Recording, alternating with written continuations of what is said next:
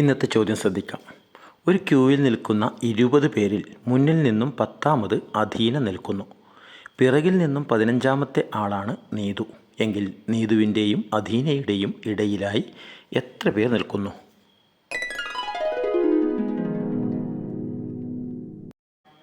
ഇനി ഉത്തരത്തിലേക്ക്. അധീന മുന്നിൽ നിന്നും 10ാമതാണ്. അപ്പോൾ പിറകിൽ നിന്നും അവൾ 11ാമത്തെ ആളാണ്. നീതു ആണെങ്കിൽ പിറകിൽ നിന്ന് 15ാമത്തെ ആളും. ഇപ്പോൾ നിൽക്കുന്നതിൽ മുന്നിലുള്ളത് നീതുവാണ്. നീതുവിന് പിന്നിലാണ് അധീന നിൽക്കുന്നത്. അങ്ങനെ ആകുമ്പോൾ ഇവിടെ എഴുതിയിരിക്കുന്നത് നോക്കൂ. 5ാമത്തെ ആൾ ഒഴിവായ ശേഷം 6ാമത്തെ ആളായാണ് നീതു നിൽക്കുന്നത്. എന്നാൽ അതേസമയം 10ാമതായി അധീനയുമുണ്ട്. അവരുടെ ഇടയിൽ 3 പേരാണ് വരുന്നത്. 7ാമത്തെയും 8ാമത്തെയും 9ാമത്തെയും ആൾ. ഈ കാര്യം ഒന്ന് ശ്രദ്ധിച്ചു നോക്കി മനസ്സിലാക്കുക. വ്യക്തമാണല്ലോ?